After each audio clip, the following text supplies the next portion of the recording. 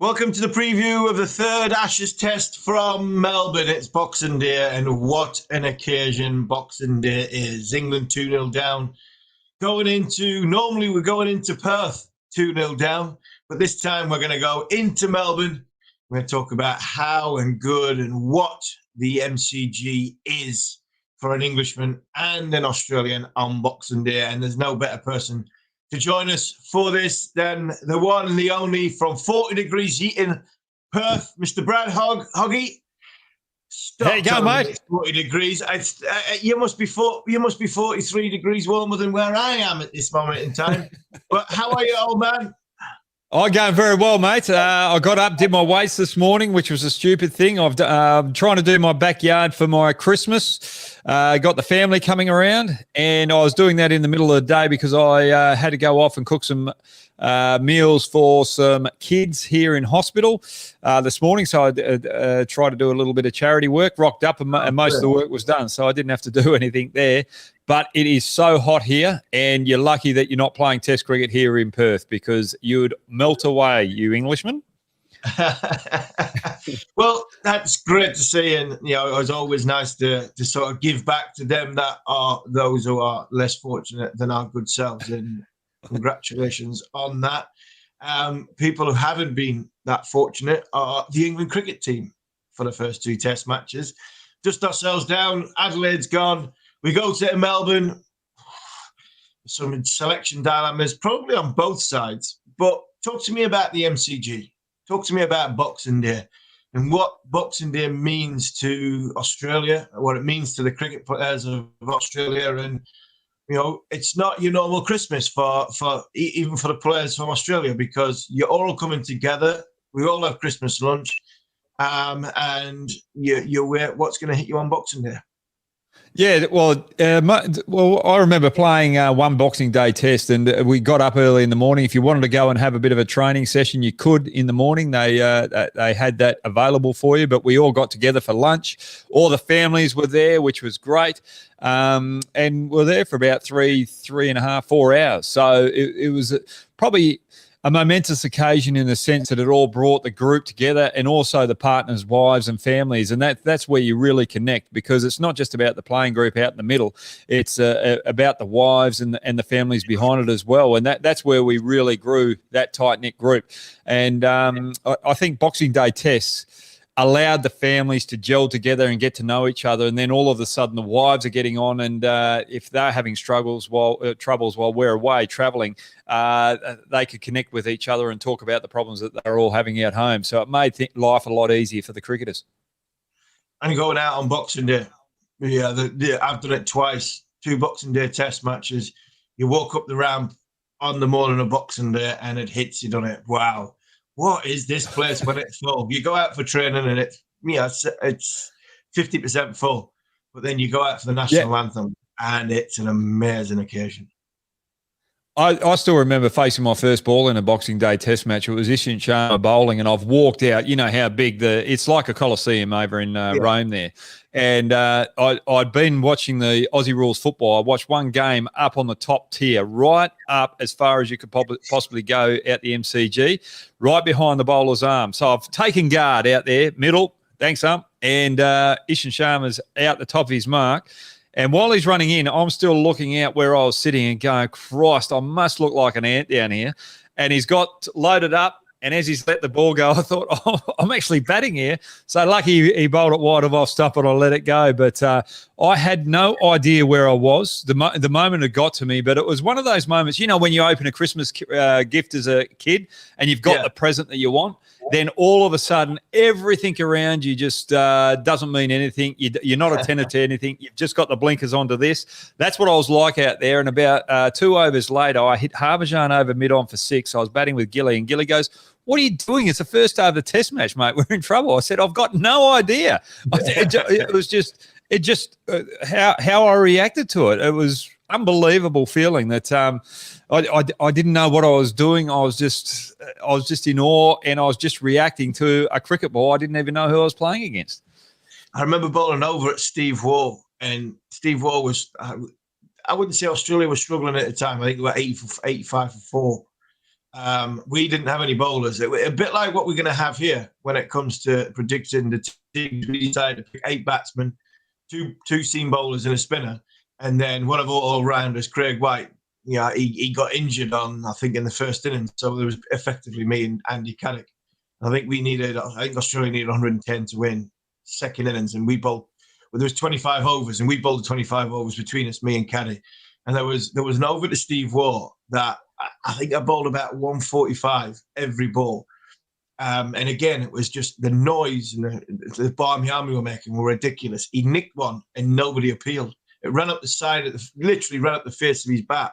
Nicked it, nobody appealed because we couldn't hear anything that was going with it.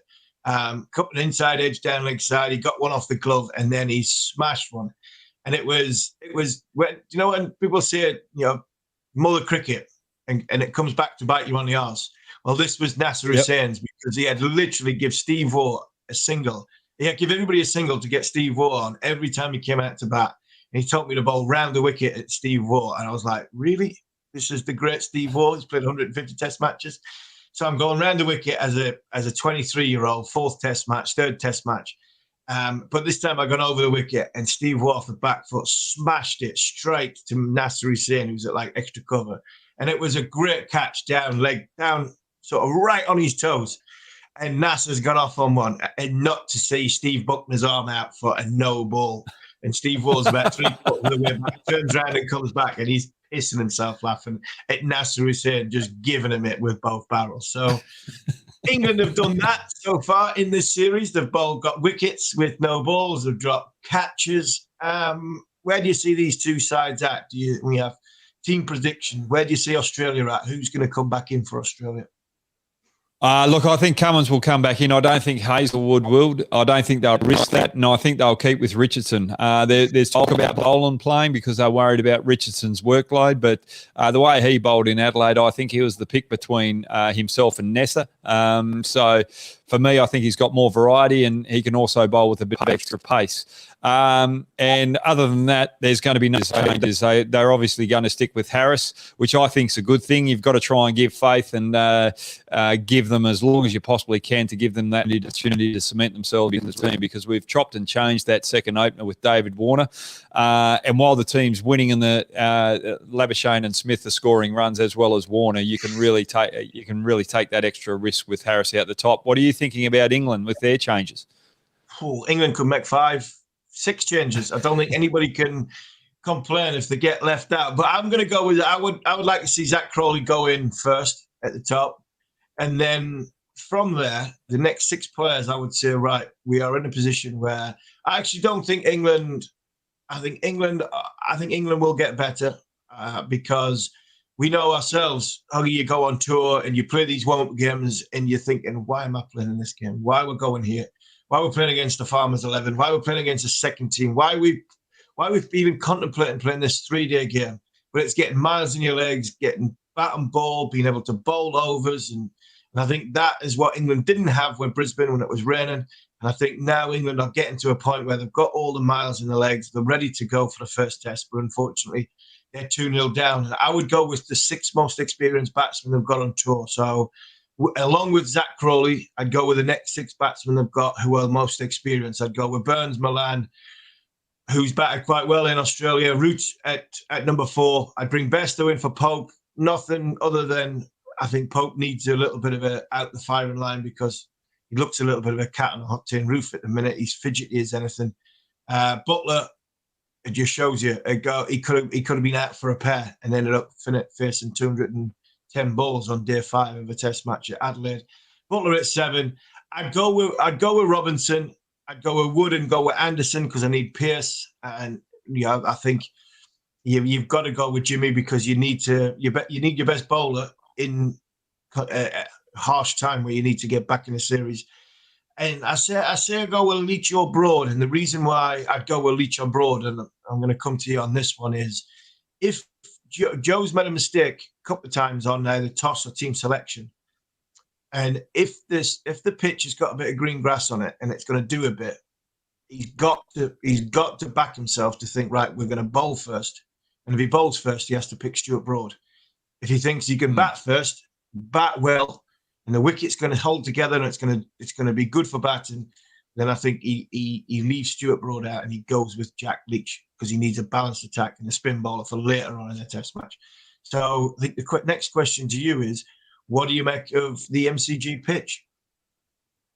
Yeah, I think there's going to be a bit in it early, but the thing that worries me with the England lineup going in there, you've got Bess and Leach, your spinners over here, and they've come over where they're in a bit of doubt with their own form and their place in the team, and you can't afford to have them with your spinners. So they're going out there not confident, and they can't do the role that Nathan Lyon's doing. Yet Nathan Lyon picks up the wicket or two, but also has a holding pattern where he keeps the pressure on, where when the batsmen are trying to go after him, they can't get to him. So he's able to keep the pressure on, and both England spinners, I think both the Australian batsmen will think that they'll be able to get after them. And I'm looking back at the Indian game last year. Ashwin did the damage early on. Got some big wickets up front, and just because he's able to get a lot of revolutions on the ball, bounce, and change the footwork pattern of both Labuschagne and Steve Smith and had them under pressure. And I don't think New England spinners can do that. So he won't be able to bowl on the first day. Australia will go after him. And will the pitch crumble for the fifth day? If you need a spinner on the fifth day, that would be the big question for me. And I still don't think your spinner will be able to utilise that. For me, on this pitch, I agree with you. Back your seamers, back your strength, and use Joe Root as the off spinner if need be, because I think he does just as good a job as the spinners there, and you're strengthening one of your stronger links, and that's pace bowling. Right, Richard, we've got any questions that have come in from our fantastic guests? Hi, Hoggy, Sir Harmy, Sir. Merry Christmas. Yes, Merry Christmas to your good self as well, and to everybody else that's tuning in and watching. As to your family, the question is, should England look for some high-rated all-rounders and spinners for Test cricket? I think the problem you've got in English cricket is the system. We've got a lot of teams, so it's not like Australia, and it's finding a way of fitting probably 7 months cricket, 7.5 months cricket, if to give everybody a chance to play in England into a 5.5 month period. And I think that's the problem that English cricket's got, and the conundrum with financial resources, trying to get the 100 and your marquee tournaments, i.e. the white ball tournaments, at the key times when the school holders are on and you can get maximum participation from a crowd point of view. And I think red ball cricket is suffering from that. But I think what you have to have from now on, I think you have to have a reset button pressed in English cricket, no matter what happens for the rest of this series. Because in 2015, England came back from Australia with their tails between their legs in white ball cricket. They pressed the reset button, started again, said we're going to be the best white ball team by the next World Cup. And what happened? We went on to win it. So I think that's what's going to happen in English cricket. Hoggy, do you look at anything that you see in English cricket that you could think, right, because it's so easy saying, we're not doing this right, we're not doing that right. But unfortunately, it doesn't seem to be an easy solution. Yeah, well, it's not an easy solution because you want to get bang for your buck with the white ball game by bringing the crowds in as much as you possibly can to raise a bit of revenue. But what you do is not giving your spinners that opportunity to bowl long overs in good 4-day cricket conditions, because you've got to play up front when it's green. Spinners aren't going to play in those conditions, and then out the back end as well when you're probably on tours as well and you're taking your best spinners away. For me, I think you've got to look at other programs where you can take those spinners away over to subcontinent conditions where they can bowl a lot more overs under their belt. We've done it with Australia with those programs. I think in Australia, we're lucky. We've got the Big Bash holding up first-class cricket, but we've got areas in the country where we've got those dry conditions where spinners can still play a big role in our first-class cricket out the front end of the competition. So yeah, I think you guys are going to have to think outside the square, look for other avenues, and take your spinners abroad and try to get them playing in Sri Lankan conditions, probably where they can go and play a bit of first-class cricket there and bowl a lot of overs. So you sort of have a bit of a mix and match where you can bring a Sri Lankan player in to play a little bit of county cricket, a fast fast bowler when it's seaming, and you might be able to swap him over for a spinner to go over to Sri Lanka and just reverse the roles a bit so that you're helping both countries out.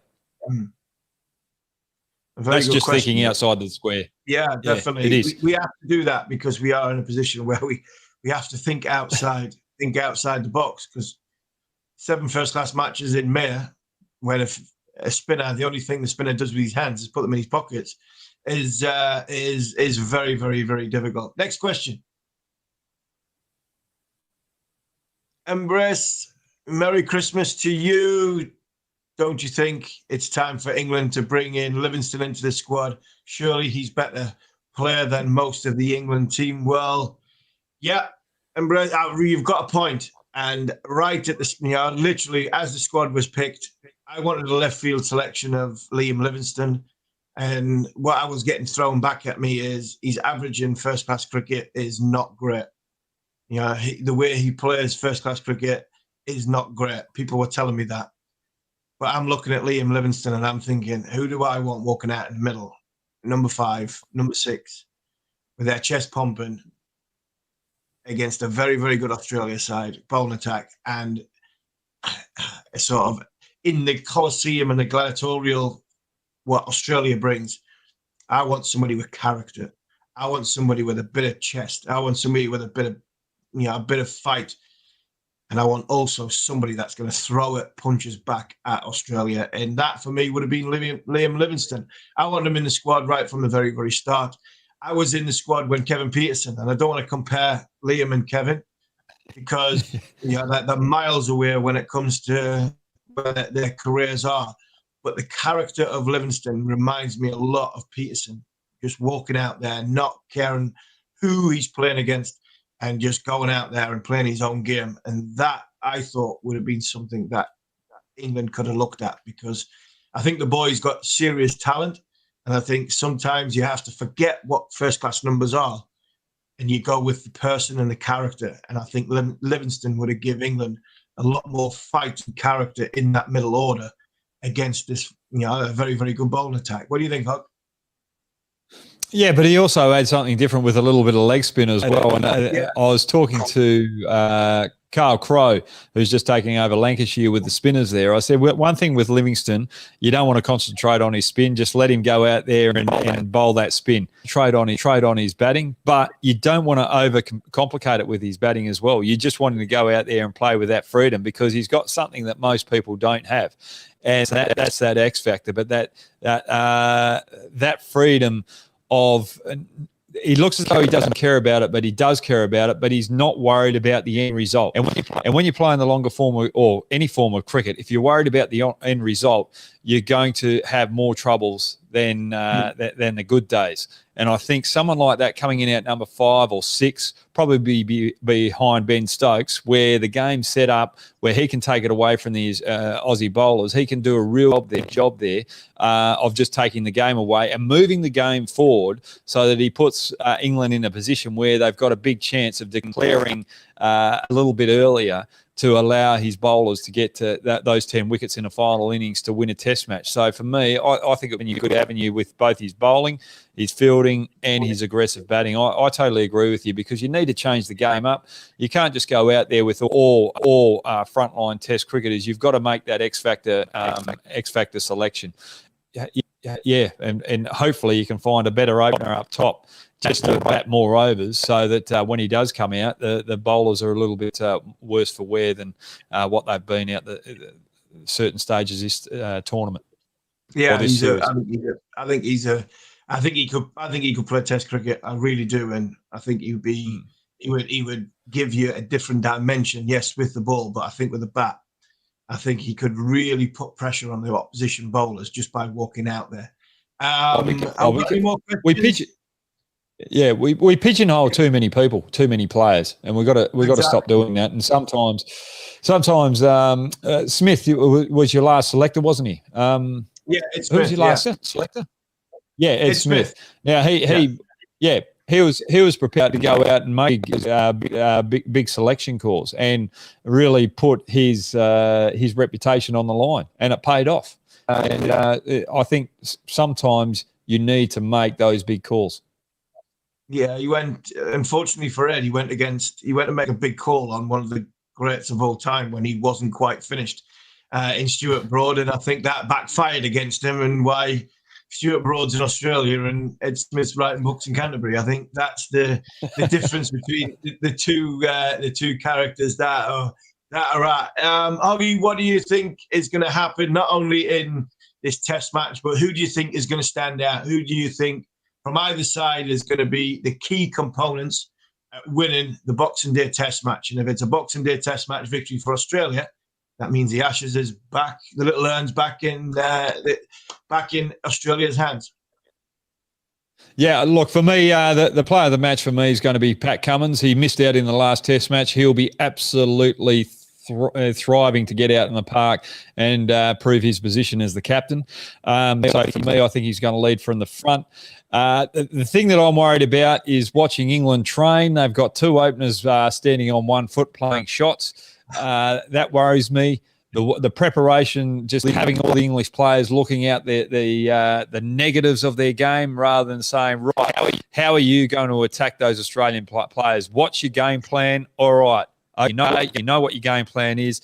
Are you mentally to go out and deliver that game plan? So for me, the way that they've gone on the mental side of it off the field is a bit of a worry. So I was hoping that England would fight back. I think Australia are going to take this game away from England because they've just got better depth in their bowling, especially with the spinner to be able to play that containment role. Well, my player of the match and prediction for the player of the match is going to go past Mohammad Youssef in this test match. The last one of the calendar year. He needs 148 or 149 runs to do so. I think because he's had a go at his bowlers, because he's had a little bit of a rant at the end of the test match in Adelaide, I think my player of the match is going to be Joe Root. He needs 149. I think over the 2 innings that comes, he'll get it. He's going to stand up and be counted for England. And my man to watch has been the same man throughout 2021 for England. And that's Joe Root. I think he'll lead by front, lead by example, get the runs he needs to be, the most in a calendar year. And I agree with you watching the net sections the other day. It was like a coach justifying his job and justification to say he's out there, left, batting on one leg, holding it with one hand. I thought at one point the hokey cokey was going to come on. You put your left foot in, your right foot, and I thought they were going in and out, and shake it all about. It was literally, I couldn't stop. I couldn't stop laughing, seeing what I was seeing. I was thinking, you're not facing Pat Cummins on one leg. You need 2 legs and a solid base to face Pat Cummins and Mitchell Starc. But no, for me, Joe Root is the man. What do you reckon the test match? Do you reckon it's going to be 3-0 Australia? Thanks for coming, and Australia win the Ashes? Or do you think England might have a fighting chance of coming back 2-1? Look, sadly, I'm saying 3-0. Just for the simple fact of what we discussed there. As you describe it, I'm trying to figure out what benefit is a player getting from just standing on his back leg playing shots. I can't get it. It was a waste of time, and again, just putting too much in the mind of the actual player that he's got problems going out there facing the Australian bowlers. So for me, those things just frustrate me because I wanted England to fight back, or I want to fight back. For a spectator's point of view. As an Australian cricketer, if I'm there, I'm going out to slaughter you. But as a spectator, I want to see a close finish, but I can't see England fighting back here. And I agree with you. Joe Root, I hope he makes 100. I hope he makes a big 100 because he deserves it. The way that he carries this team, he is definitely one of the greats because he doesn't have that support around him. And look, I'm putting up there with Brian Lara because Brian Lara made all those runs when West Indies were struggling as well with their batting. And that shows the sign of a quality player who's very good mentally, but also tactically and technically. Yeah, I agree. I think he's been fantastic this year and over many, many years. My prediction is, come on, I've got to back my boys. I stuck the boot into them a couple of times this series, but I'm going to back my boys to come back into the series 2-1, win the toss, make the right decision, pick the right team, Joe, go and lead from the front, be the captain that gets the most runs in a calendar year. And if he does that, I think England have got a chance to win. So hopefully it goes 2-1. If you win the toss, you're bowling first. That's what you're saying. I'm winning the toss and bowling first. Looking at the surface that I've seen pictures of, I'm winning the toss. I'm bowling first. I'm playing 5 seamers. Joe says he wants to be. We've got to be brave. Well, be brave. Be bold. Go and pick Broad and Anderson when everybody's saying you've got to leave one of them out. Pick your fast lad in Ben Stokes. Ollie Robinson to go with Ben Stokes. That's your 5 seam bowlers on a wicket which might do a bit for 2 hours first thing on Boxing Day morning, and go and put Australia on the back foot and have them 40 for 5 as opposed to England being 40 for 5 in the Ashes being over. And that's what I'd like England to do. And I reckon it'll be still reasonably good for batting day as well. So I totally agree with you. Matt, thanks very much for joining us. And thank you all, everybody, one and all, for contributing to the show over the course of this last few test matches. Merry Christmas to everyone. Don't forget to like, subscribe, and leave a review, and we'll see you at the end of the test match.